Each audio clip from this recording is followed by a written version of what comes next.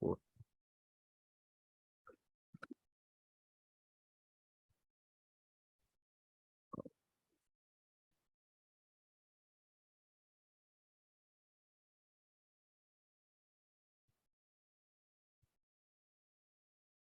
Had to get my go live on YouTube's. All right, if you would push black fist in the air and say this with me. Don't repeat after me, but say it with me. If you don't know the words, I commit my body to the protection, defense, and security of the red, black, and green. I dedicate my life to the redemption of both Africa and the liberation of her scattered black children.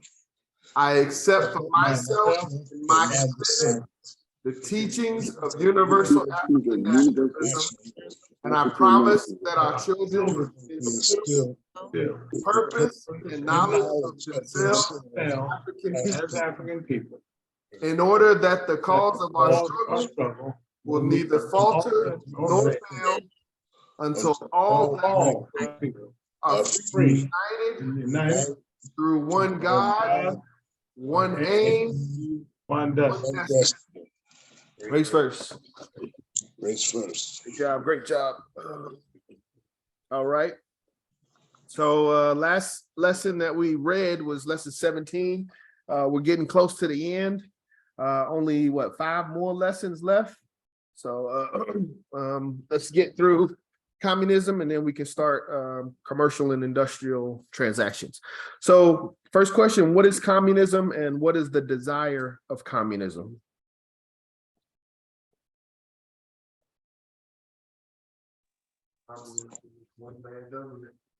Communism is one-man government.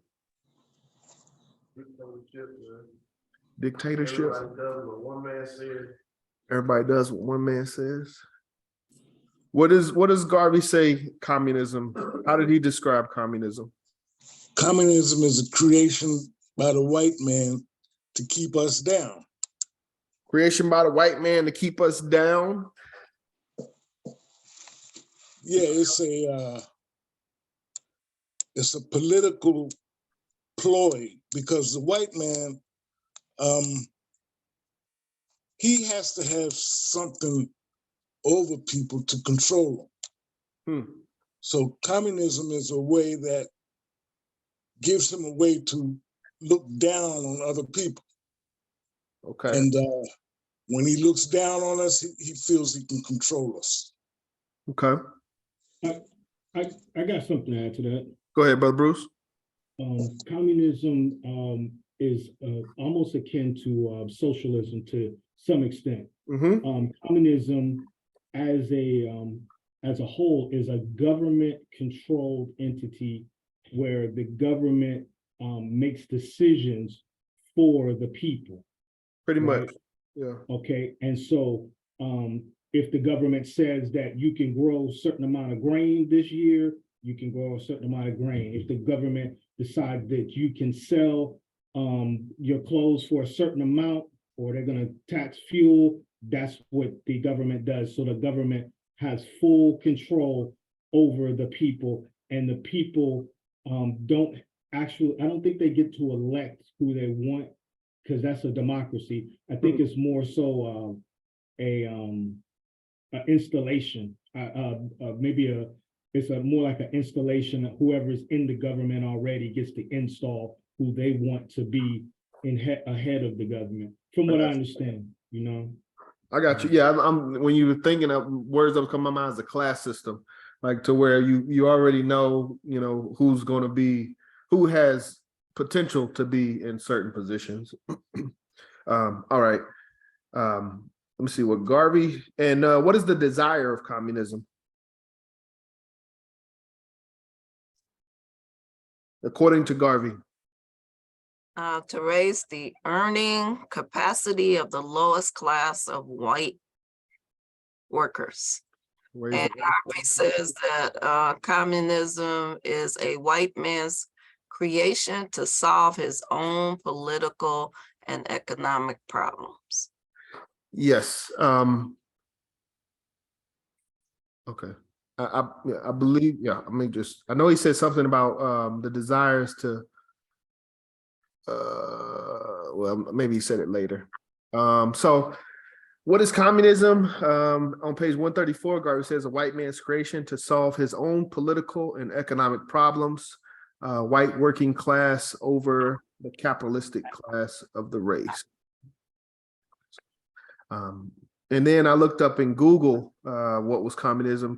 Google says communism is a political theory advocating class war and leading to a society in which all property is publicly owned and each person's work is paid according to their abilities and needs. But as Garvey said in the introduction, and as he says here, it's a white man's creation to solve their problems. Karl Marx knew and said very little, or he knew and wrote very little about our people, and he spoke even less about them. Something is I may be mixing it up, but That's the next question. that's the next one. Oh shoot. All right. Who created communism? The creator know about Africans and or Negroes.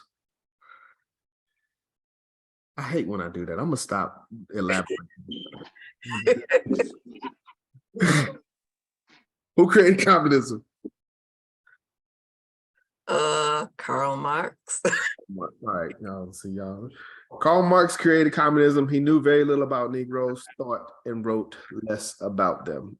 So there may be some positive aspects to communism if we, get into it and start to reapply it towards us as a people. But the way it's been presented to us throughout history is something that is foreign to us. It's not our own creation, and it wasn't created for our benefit.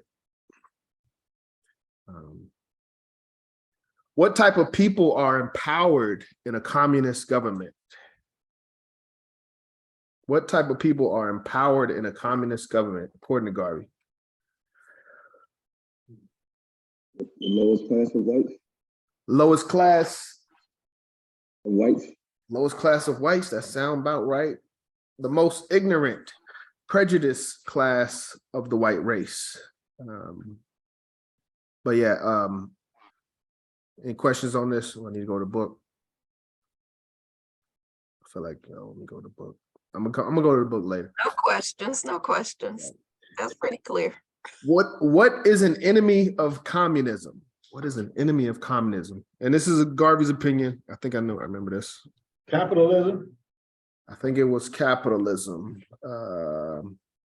Garvey says the capitalistic white man is an enemy of communism for the preservation of his own interest, if nothing more. So Garvey said, yes, capitalism is an enemy to communism. Questions, comments? Ooh, excuse me. Why did communists want to invite Negroes to join their ranks? Why did communists want Black people to be a part of communism? Because they're the lowest class of people, period. But when we join them, what does that do? It empowers them. It empowers them. It empowers communists, yes. And it gives them, it fools them into a false sense of security. Fools them to a false sense of security or superiority? What'd you say? Security.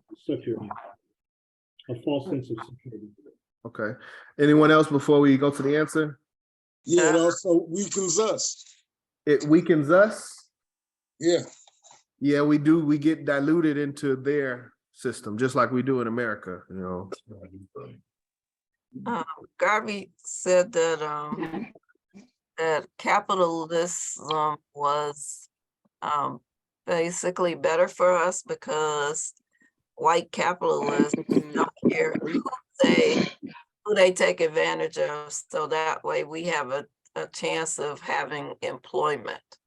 But under communism, we don't have a chance of having employment. So if we become a communist, then we will lose our jobs, and the communists will not have a competitor. We will not be able to compete against. Yeah. Yes, thank you, Secretary General. That's exactly, you went pretty deep, but that's exactly what Garvey was saying. But at the end of the day, if communism is not favored, I got an echo coming through, but if communism is not, Brother Macy issue coming through. You can unmute whenever you want to say something. Don't think that you muted forever. But if communism is not looked upon favorably in the United States, and you have a black communist and a white communist, you're already losing because we're both communists, but we lose again because we're black. So he's saying if an employer had to decide between a white communist and a black communist, they're going to choose the white communist. So it puts another label on us that would make things difficult for us in regards to employment, is what Garvey is saying. I just wanted to know, this is Clyde, that McCarthyism didn't come until after this first course was done, but communists were still looked upon as the enemy, at least within the U.S. You talking about Marxism? We said Marxism didn't come about until later. McCarthyism. In terms of like Paul Robeson losing his status and not being able to perform in the U.S. and Okay. Ossie and Ruby D and countless others basically lost a lot of economic potential as a result of just mere affiliation with communists. So they were looked at as the enemy of the state, basically. Okay, you're pointing out actual moments in history where this was used against our people. Yes. Say again. It was used against people, period. Anybody who was a communist at that time were raided up and rounded up and interrogated and sent to trial. Yeah. Okay. Okay. Number 6, all the outrages in war, mob violence, extreme punishment were done by what class of people? What class of people are responsible for all the outrages in war, mob violence, and extreme punishment? High class? The lower class people. Did he say white people or just low class people? Oh, lowest class of, no, it's the lowest class of white agents. It's the lowest class.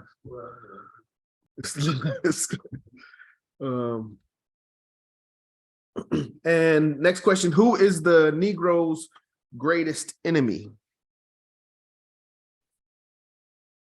This is a good question. It's a test question right here. Who is the greatest enemy of African people? The individual greatest enemy?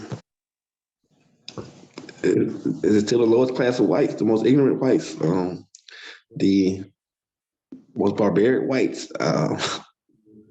Anybody want to help the brother? He's 98% there. What's that? Common white man. It's was some ignorant. He said, he don't know no better. Let me see. The common white who does not have enough intelligence to know the injury that he is doing to the race. So common, lacking intelligence and or ignorant white people. So, again, when we think about the dynamics of race and racism, Garvey is saying that, some of the people, especially white people that benefit from it, they don't even, they're not even smart enough to know the damage that they're causing. I guess that's what he's saying. Yeah, they're too stupid to know what they're doing. But so not all white people are conscious and aware and in control. Some of them, most of them are ignorant and unintelligent and just going along with what they've been told. And that Garvey says that that's the greatest enemy to African people. All right, 4 more questions. The mob has always been made up of what type of people? Why does it feel like a repeat? The mob has always been made of what type of people? Ignorant white people.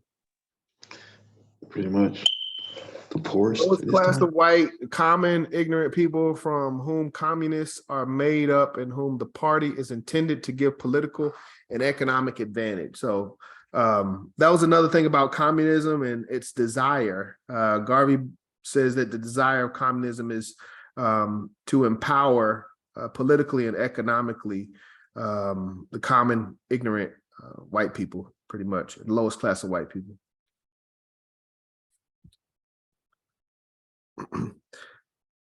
Who carries the expense of economic improvements?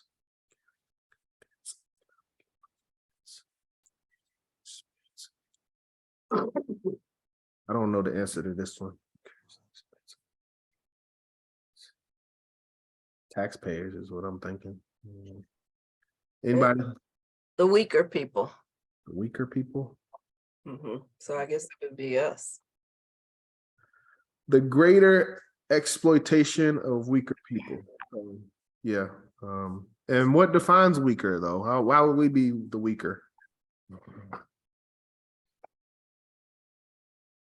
But well, Garvey doesn't, he starts off with over history, but over time, Chinese, the Blacks, they're different races that were considered to be the weaker and taken advantage of and at the bottom. And right now, that's us. But how did those other groups Come out of off the bottom? elevate themselves? Yeah. They joined forces with themselves. They formed coalitions and organizations. There it is. They organized. Yep. And that's where I was going. Garvey quote was, greatest weapon used against our people is disorganization. So that's where I'm going with this, or that's my interpretation of this. The greater exploiting the weaker is those that are organized exploiting those that are not, or those that are unorganized. Well, you also have to keep in mind the Chinese had China in relationship with other Chinese people to give and or make products that would come to America for their own self-interest and benefit. Yeah. In addition to that, because of those particular markets and economy that was added, our situation where we were targeted by the US government in itself and perceived as a threat, those other organizations were not.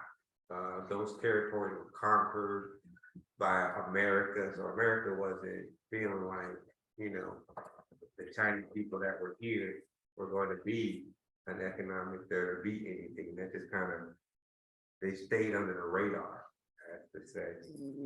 Yeah, but I still think it's an aspect of organization.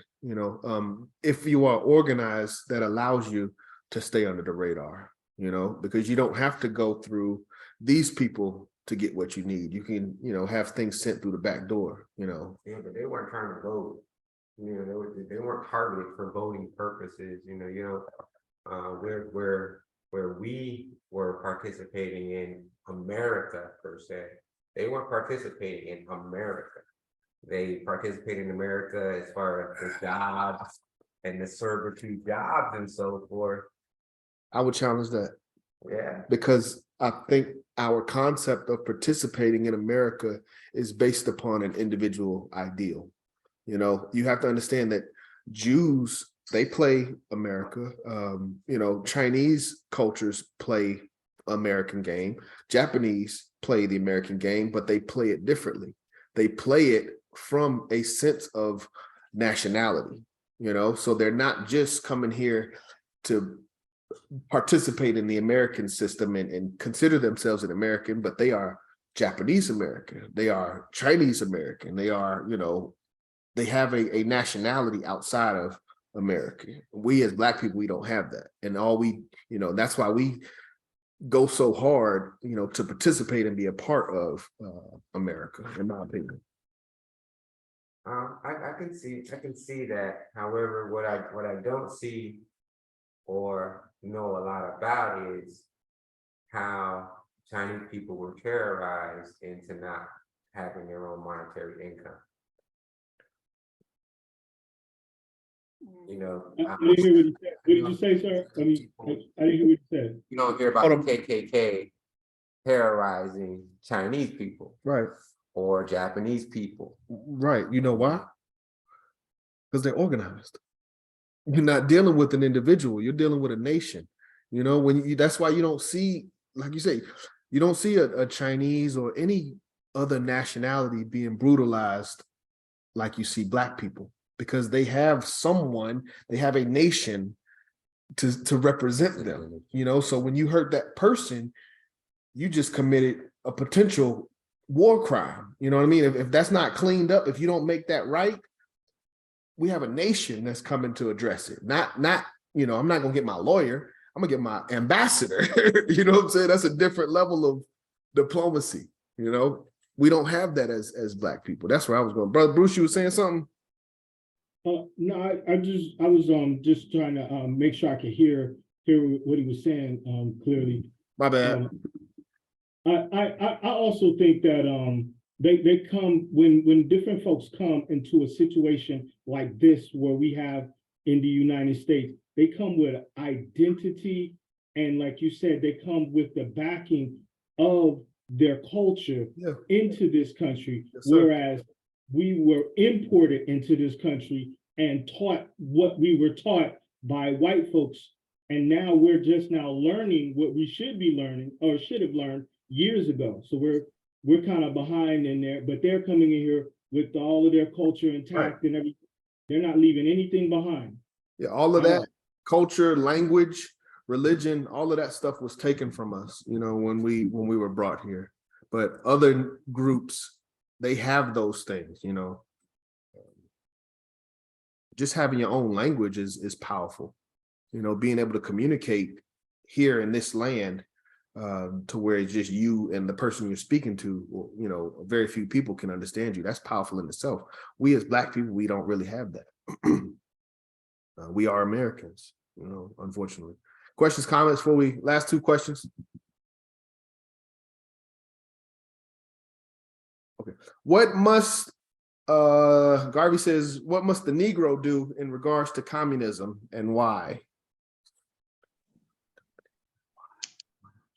I'm saying don't support it. Yeah, stay away from it. Stay away from it. Avoid being labeled as a communist. I know that is in there. Anyone before I go to the answer?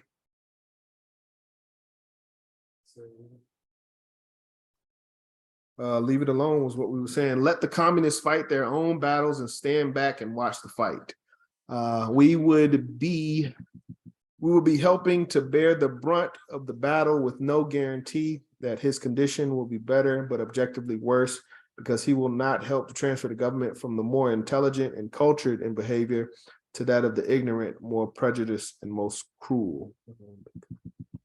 Oh, because he will help to transfer government from more intelligent and cultured in behavior to that of the ignorant, more prejudiced, and most cruel. But basically, communism is not our fight, you know. And if communists, in Garvey's opinion, if communists did come into power, then we would have, not to say that we have a lot of intellectual, cultured people in power now, but he was saying that we would have less of those and more ignorant, prejudiced individuals. It seems interesting in modern time, though. When we are asked to join the Communist Party, what should our response be? When they get to Russia, we'll join. Pretty much, yeah. When you get to Russia, but not before then. So again, this is not our fight. If someone is asking us to be a part of it, you know, when they need to get success on their own. We're trying to achieve our goals and aspirations of nationality for ourselves. So that should be what we're focusing on, and should be our primary focus, not joining someone else's fight. Any questions, comments on communism? It's pretty straightforward. Not too many questions on this one. I think this has been mentioned before, but for number 10, where Garvey goes on to say that we should take advantage if an opportunity presents itself. You know, we need to step back, let the communists fight their own battles, but watch for opportunities for ourselves. Yes. Take Yes. advantage of that. Yeah. Yeah, that was, I remember he talked about that when we were talking about nations being at war, or even organizations being at war with each other. That is the time when, you know, we should be doing things for ourselves and trying to get the best out of that situation for ourselves. Mhm. All right, well, that completes the questions for communism. We don't have any questions. Russia against the US in terms of their fight for some sovereignty. Just Russia against the US in terms of some of the newly before some of their independence on various African countries where they used basically played the US against the Russian. And you know, got arms, got training, you know, on both sides, depending on who was going to give them the best deal. right. Yeah. So as Sister Brenda was saying, look, you know, if there's an opportunity, then take it. Yes, sir. Anyone else? Okay. All right. If there aren't any other questions, we will jump over to our reading for tonight. Yeah, and as we get closer to the end, we'll start talking about the test, the exam, and study guides and reviews and all that stuff. But we still got a few lessons to go through. Brother Macias, will you be reading for us this evening? Sure. Thank you, my brother. You have. Before you start, Yes. this lesson seems long for Brother Omasius to do all the reading. What do you suggest? You want to read? I do not. How you gonna say this too? Y'all hear me okay now? But I'm willing to help if needed, but Can y'all hear me now? so Brother Omasius, Can you hear me now? so let us know if you need help. Yes. Can y'all hear me now? Yes, brother. We hear you. Okay, we're good. I had to get off that signal. It was bad. All right, lesson 18, commercial and industrial transactions. Commerce and industry are the feeding props of the economic life of the state, the community, or society as a whole. On these two foundations rests a universal system of exchange with its financial factors. Every progressive people and nation indulge in some form of commerce and industry, manufacturing or agricultural industry. It is by such activities that individuals find occupation within the normal life of the state. You are either an employer or an employee, big or small. The employees are those who work for the employers. The employers are those who employ the employees and pay them salaries or wages. The employers pay themselves salaries out of their profits or dividends. So both employer and employee live off commerce and industry. Those who do not work in this way are either wards of the state or recipients of charity or people who live off the earnings of others, which flow from those who are industrious enough to work either as an employer or an employee. Every self-respecting man finds an occupation, either as an employee or as an employer, according to his choice. With his ability and general fitness, he earns a livelihood. All men try to earn as much as they possibly can. To do so, they generally equip themselves for the occupation. A good laborer or worker qualifies himself for his particular work as to demand the best reward or wages. The businessman, proprietor, or employer generally goes into the most profitable business so as to secure the largest amount of profit. The man without a business of his own or without training to perform a particular type of job is always at a disadvantage in making a living. Great wealth is made out of commerce and industry. Also, the professions which depend upon commerce and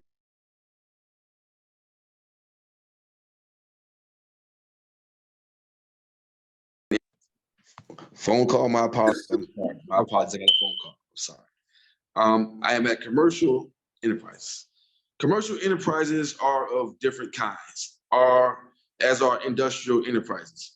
In commerce, we have the grocery business, the lumber business, the ironmonger's business, the mercantile business or dry goods business, the clothing business, the tailoring business, retail and wholesale business of all kinds. Industrially, we have the manufacturing business, the manufacturers, that manufactures the particular articles of commerce, while the farming industry produces such commodities that are necessary for human consumption. The industrious man must find an occupation in one or the other of these enterprises or professions if he is to be a proprietor or employer. He must have his own wholesale establishment or retail establishment. He must have his own factories or mills, either large or small. His capital may be $1 million or $10, according to the size of his enterprise. One proprietor has a chain of grocery stores, another has a push cart with his wares on it, but both of them are proprietors. At the end of a week, one may make a profit of $10,000 on his investment, the other may make a profit of $10. This is due to the difference in the size of the business. So a man who is enterprising with little capital can start a business of his own equally or simultaneously with the man who has a large capital. One farmer may be the proprietor of 10,000 acres of land. Another farmer may be the proprietor of 1 acre of land, but both of them are farmers and proprietors. Often, it is the small proprietor who ultimately becomes a large proprietor through the success of his small venture. Most of the successful businessmen in the world started with a small amount of capital. Rockefeller started with $1, and so did Carnegie. Henry Ford started with less than $50, but they both became great trust magnates in less than half a century. They opened the way for enterprising men who are willing to start with a modest or small beginning and work steadily to build a business of greater magnitude. The examples of small men starting small businesses and building them up to massive concerns are common. In England, Joseph Lyons, a Jew, started with less than $10 capital, built the great Joseph Lyons Company, tea room and restaurant syndicates that controlled the catering trade in all of Great Britain. This was also true of Thomas Lipton, who afterwards became Sir Thomas Lipton, the great tea magnate of England. You guys have Lipton tea. This kind of enterprising success has its counterpart in nearly every country in the world, where small men have grown big by entering a business and sticking to a business until it becomes a colossal success. Many an Italian millionaire started with a push cart, selling oranges and bananas in the streets of New York and Chicago. Many Greeks also became millionaires by starting with a small lunch counter at some side street corner with capital of not more than $10. Many an Assyrian peddler starting peddling with a box slung across his shoulder, containing assorted merchandise, not valued at more than $5, to become a millionaire or merchant prince and proprietor of a dry goods establishment later. Many an enterprising boy started out with 35 cents to buy newspaper and sell them the morning and after editions, and climbed up to be a great newspaper publisher or proprietor. The fault with the Negro in business commercial or industrial, has been his inability to appreciate starting at a given point and climbing steadily, while other races have been willing to start from the bottom and climb up. The Negroes have always desired to start from the top, therefore he comes down. No success ever came from the top, it always from the bottom up. The Negro must learn to climb from the bottom up. He will never be an industrial or commercial factor until he has learned the principles of commercial and industrial success. These principles are as much open to him as to anybody else. Find a particular kind of business that you would like to engage yourself in, because you can make it profitable, and start it with whatever capital you have. You can start selling newspapers with a capital of 25 cents. You can start selling oranges with a capital of $1. You can start selling stockings for ladies with a capital of $2. You can start selling ties for gentlemen with a capital of $2. Find out what your neighbors want most and are willing to buy. Start selling it to them, if not in a shop, by going door to door. And of course, account for inflation. If your capital is larger, your opportunities become larger and easier. But no Negro needs sit down at his doorstep and mourn his bad luck if he has 25 cents in his pocket to start a business. If you invest 25 cents wisely at 9 o'clock in the morning, by 6 o'clock in the evening, you may have 50 cents. If you eat 10 cents for the day and carry over 40 cents to the next day as capital from 9 o'clock to 6 o'clock on the next day, you may have 75 cents. Eat another 10 cents out of the 75 cents, which you will leave with a capital for the next day of 65 cents. Your 65 cents capital may bring you 90 cents. Eat 10 cents and carry over 80 cents for the following day. And at 6 o'clock on the day, you may have $1.20. Eat 10 cents again and carry over the $1.10 to the day. You may have $1.50. Of course, we're going to count for inflation for now, but you're getting the principle. And so you follow this method for 1 year. And at the end of the year, your capital in business may be $25 and your income may be $5 on that day, out of which you provide your food and still have a large capital to face the next day. In 5 years, your capital may be $1,000. In 10 years, your capital may be $10,000. In 50 years, you may be a millionaire. That is how Rockefeller did it. That is how Carnegie did it. And they left their impression upon the world as self-made men. The Negro is going to look at Marshall Field or Sears and Roebuck in Chicago, John Wanamaker in Philadelphia, or Gordon Selfridge in London, England, and say, I want to work like that. The dreamer will never start, because nothing starts that way. Wanamaker had to climb from the ground to the top of his skyscraper by perseverance and plodding, and so did Selfridge and Marshall Field. They all started from the ground floor, climbing up. The Negro must start from the ground floor of commerce and industry and climb up. When he can make a good handkerchief, then later he will make a gross, and then a million gross with his factory going at top speed. When he can make a single tie successfully, then he will make his gross, then hundreds of gross, then thousands of gross, and his factory will hum and buzz with activity. Businesses are necessary. Shops, stores, wholesale and retail, and factories. These are the places where the majority of the people are employed outside of the farm. The Negro, to be employed and to be his own employer, must have his independent farms, stores, factories, and mills. But he must start them as the white man did, growing from a single room of industry into the mighty factory on the hillside of the plain. Without commerce and industry, a people perish economically. The Negro is perishing because he has no economic system, no commerce and industry. There are tricks in every business. Never go into any business until you know all the tricks thereof. Otherwise, you are bound to fail. If you like to indulge or engage yourself in a certain line of business, spend as much time as you possibly can investigating from your friends. acquaintances, or whoever you can approach who is already in that business or knows about that business, so as to have all the information necessary about it before you start. It is the people it is the people who know of the tricks in trade that make the most profit out of the trade.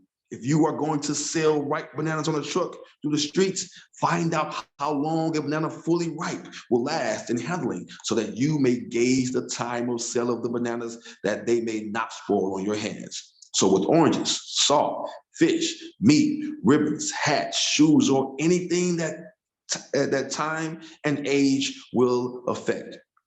If you don't know about the particulars of these things and invest in them, you will find yourself losing money instead of making it.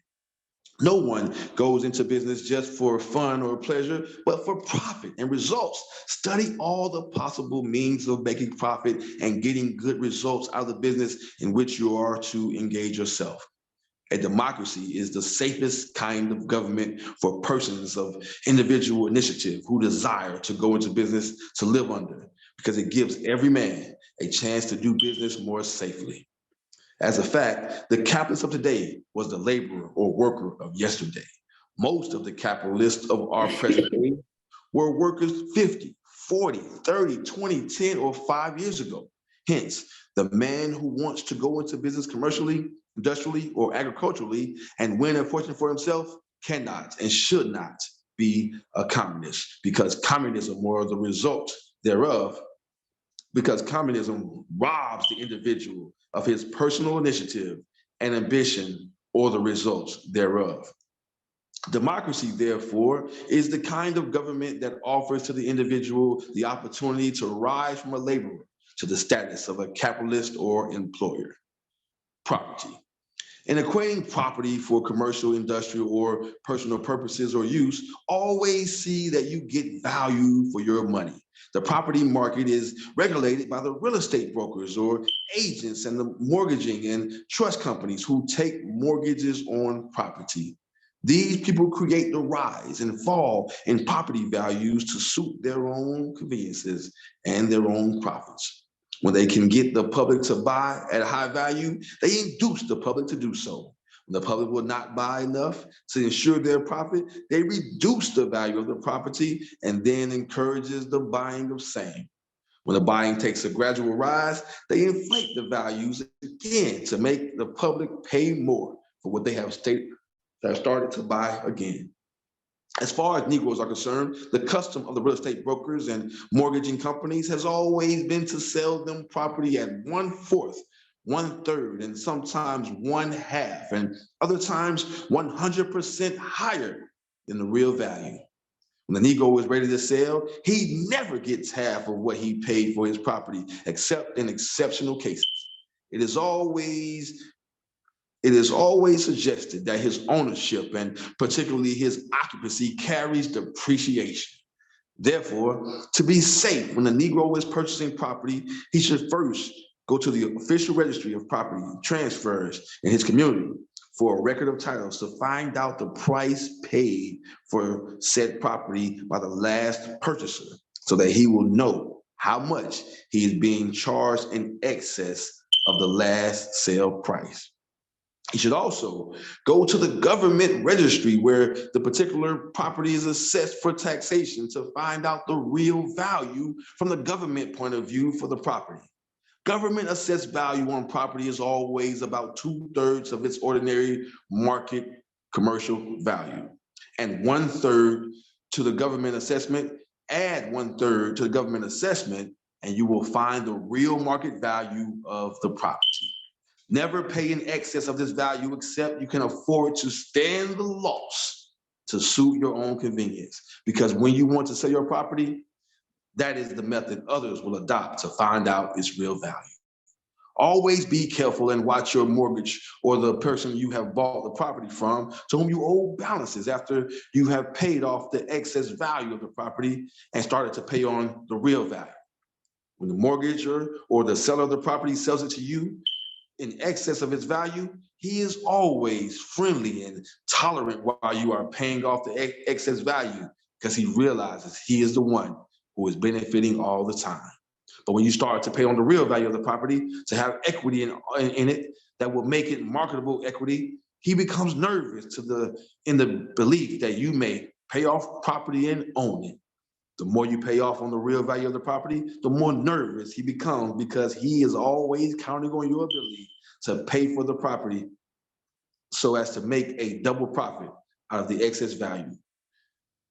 He's always counting on your inability to pay for the property so as to foreclose on you to sell the property a second time so as to make a double profit out of the excess value. That is to say, if he sells you the property originally at an excess value of $1,000, he will encourage you to pay off the $1,000 with tolerance because all that is gross profit. But he is always hoping to have the property to sell to another person at another excess value of $1,000. He can only have it when you have forfeited your regular payments on the real value to make it possible for him to foreclose. Therefore, he may trick you into being off guard to pay your first interest and sinking fund regularly. Then in the first lapse of unpreparedness, he serves you by foreclosing and gets the property in his hands again for his second attempt. This is the method of all usurers who take mortgage and property and who deal with property as a business. If you will investigate, you will find that the majority of Negroes in every country have lost their property in this way. Charitable institutions. Charity suggests that sympathy and goodwill of the fortunate for the unfortunate. The poor we shall have with us always, and no one knows who shall be the poor. And so we become kindly in our behavior and disposition towards those who are unable to help themselves through misfortune or bad circumstances of any kind. To properly dispense kindness to those in need, society decides on the establishments of institutions for charity. They may be hospitals, homes for the aged, homes for the blind, founding institutions, asylums, etc. All well-organized races have such institutions for their own and contribute to and support them. The Negro must also be interested in the founding and the keeping of such institutions for his own poor. In giving charity to a worthy cause, nothing is lost. In fact, it is like casting your bread upon the waters to come back to you after many days. You may help to do good to a member of your race without personally knowing the person, and 10 years, hence some relative of that person may help some relative of yours without knowing them. It is the bread coming back upon the waters. To give charity outside your race is probably sending it too far away. But to give it within your race is probably handing it to your own relative. In fact, charity begins at home, and your race is much nearer to you than a neighboring one. So always find time to bestow charity upon your race first. Every Negro helped from the ground to stand up is another man set on the journey of racial responsibility. When possible, always seek to help your Negro brother. Never allow him to fail, because as low down as he goes, he may ultimately pull you down with him. As high up as you can send him, he may ultimately pull you up with him. Let us then push everyone of the race up and not down. To help a Negro boy or girl to becoming a useful man or woman is probably to assist in giving to the world a great character who never would have found himself or herself but for the early help he received from you or your charitable institution. Try to educate the boys and girls who have no parents. Try to assist those who have no one to depend on. Never let orphans or go astray or fall into the hands of other races. They will only make servants of them or worse. If you help them within the race, they may yet become the leaders of the race in some particular line of success. Before you give to others not of your race, think first how much your race needs it and place it there. Never be unkind to your race. Never allow the members of your race to die in poverty. It is your fault if they do. Always put yourself in the position of the unfortunate fellow and ask, how would I like to be in his stead? If your feelings and conscience rebel against his condition, then help him out of it if you can. And as much as you do unto him, so may others do unto you in your time or hour of need. Whenever you find your own racial institutions worthy, support them. In any community in which you live, always seek to have your own charitable institutions. If the public funds are used for charity, then seek to get a portion for your group, separate and distinct from that of others. Because you may not desire charity for yourself for the time being, why should you not support the appeal for charity for those of our race who may need it? One may be prosperous today on his own initiative and account and misadvantage, lose the natural ability of self-initiative to become dependent upon charity. You may lose your eyes, arms, or legs. You may lose your health without contributing to it personally, but purely by accident.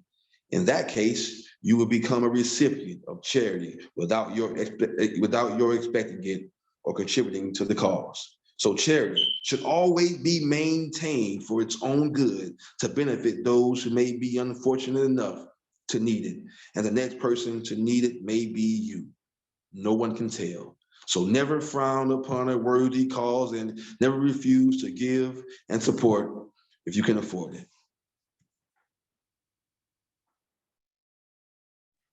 Lesson 18. Commercial and industrial transactions. We'll stop for a second and open the floor for any questions or comments on lesson 18.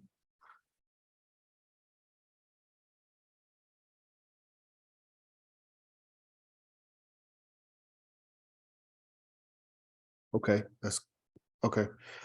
We'll go into lesson 19. Brother Maces, will you be able to read again? Gotcha. Thank you. All right. Lesson 19, winning mankind by kindness. A touch of kindness moves the heart of all men. To be kind is to be generous and to be pleasant, to be inviting in your manner, to be sympathetic and thoughtful of the other fellow's feelings may cost you nothing. You should be kind because sometimes you can extend it by a pleasant smile or pleasant situation or a good wish. To say, I wish you well. I wish you everything that is prosperous. I hope you will succeed. I'm sorry to hear of your bad fortune. I hope things will turn out successfully for you. I wish you a long life and the joy and happiness of it is a good term. All these convey to your friends, acquaintances, or even your enemies a beauty of thought and soul that wins appreciation and often gratitude. If your friends come to you for help and you cannot give it to him, don't turn him away with cold words, but with words of cheer and comfort. It may bring him joy in his disappointment, even though he does not get the thing he had hoped for. You can never tell who is sincere or who is honest. Therefore, you must always be on your guard not to lend your money. Don't give away your money foolishly because you may never get it back. If you are in doubt that you will get back a loan to a friend, then try never to lend money to that friend because he will become your enemy later. Offer him a drink of water, a piece of cake, or a delicious fruit, and then express your sorrow in the kindliest of words or your inability to help him at the time. And see that when he leaves the gate, you smile with him and win his smile in return, which is an assurance of parting friendship, which probably would not be otherwise if you had bluntly refused his original request. Win the world to you with a smile, with the hearty shake of the hand, with a glad welcome. It costs very little. It costs less than an ugly stare or that fixed hand of unwelcome. In the organizational life of the UNIA, always give to those you want to win. Give to the poor in the neighborhood and win them over to you. Give to them from the charitable funds of the organization. Give them necessities and niceties that they need and cannot buy. Be kind to the little children of the neighborhood. Give them candies from the charity fund. Give them pennies to buy candies. And these little ones will carry the name of the UNIA through the neighborhood. Then visit the neighborhood from house to house. Leave a word of cheer everywhere you go, and then persuade them to join the UNIA. If they are in trouble, console them. If the organization can help them with advice, give it to them. If you cannot recommend them to some fit officer of the organization who has been well trained for such work, if you cannot, recommend them to some officer of the organization who has been well trained for such work. Have this officer go there and give the required advice, but let your good work be seen and known in the neighborhood and in the community, so that they will always come to you for organizational help. Remember that the organization is for the purpose of helping the needy, the distressed, and to assist all members of the race who need help. And by these methods that the Catholic Church has won the hearts of the people, by the charity of its sisterhood and its priesthood, helping the sick, the distressed, and restoring them to health. When people have recovered from their bad conditions, their gratitude becomes the pillar on which the church rests. Let the gratitude of the Negro people in your community be the pillar on which the organization rests in your community. There should always be a charitable fund in every division of the UNIA, and a certain amount placed at the disposal of responsible representatives of the association for the dispensing of charity to the neighborhood in which they live. As a representative of the association, the charity should be disclosed in the name of the organization to maintain its reputation in the community. Let the tender touch of kindness be everywhere, going from the UNIA to the people in the community. When men will remember you for nothing else, they will remember you for the kindly deed, the touch of sympathy, that seldom comes from others, which is the duty of every representative of the UNIA. That's a 19. Winning with kindness was lesson 19. Thank you, Brother Macias. So commercial. Any questions, comments on anything that was read tonight? It looks like we will be able to get out of here early. Well, Brother Macias, I was concerned about you making it through one. You made it through two. Excellent job. Yeah. You know, I've been using these lungs. I eat my eggs. I've been eating my eggs. Eggs. Strong chest. Yeah. Excellent job. But yeah, we've only got 3 lessons left: living for something, history of the UNIA, and the 5-year plan. Let me see. We're getting ready to get out of here. I'm just checking the calendar, the schedule. I'll pull it up. Share here.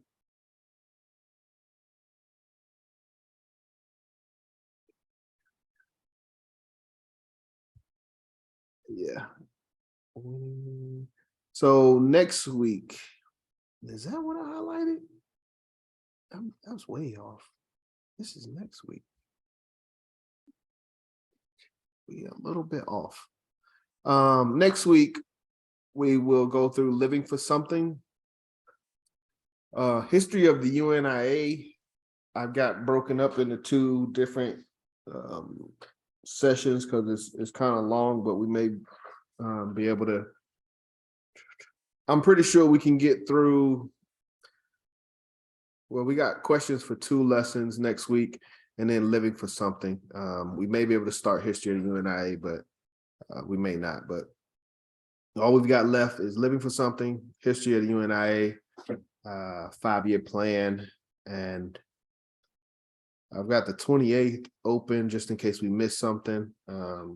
We could do it on 28th, and we're looking at the exam early March. So, yeah, we almost finished. We're at the last stretch. So, I don't have anything. We can close out early tonight, get some rest. But I'll open the floor. Any questions, comments before we close?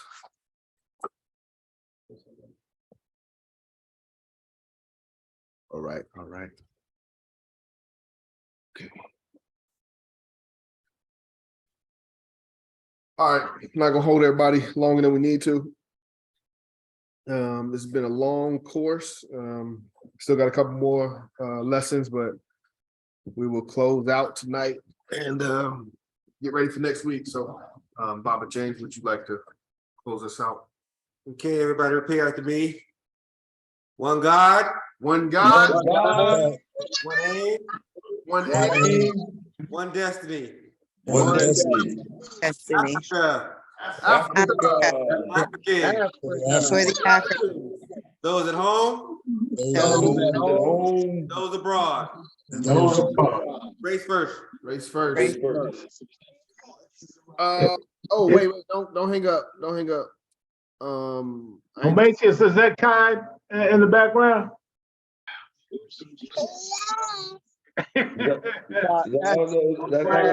All right, young man. Granddaughter, I'm sorry. Oh, okay. Let me get the attendance real quick for y'all. Log off. Pretty sure this is psychological addiction. First, Sister Brenda.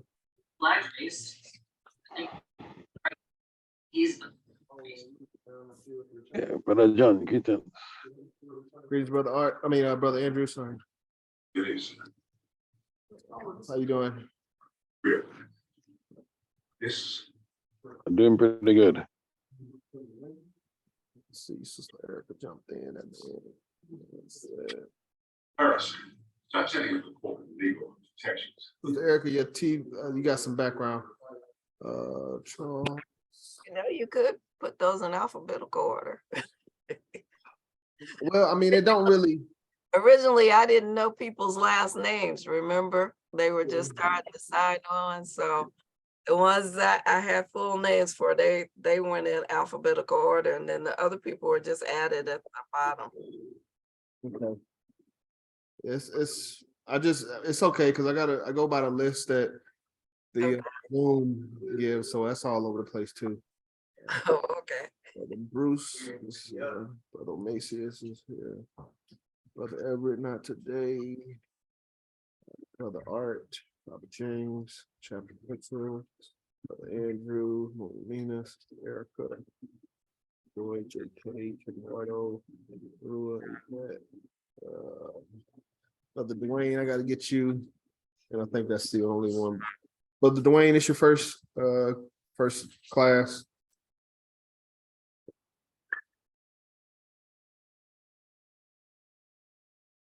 Hello?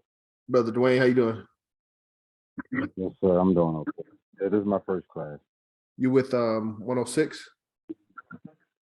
Yes, sir, Baltimore. All right. Thank you for being here with us. Hope to see you next week and throughout the remainder of the course. That's all I've got, everybody. Yes, thank you, my brother. All right, y'all get some rest, and I'm about to get out of here. All right. So, thank you, family. Peace, race first.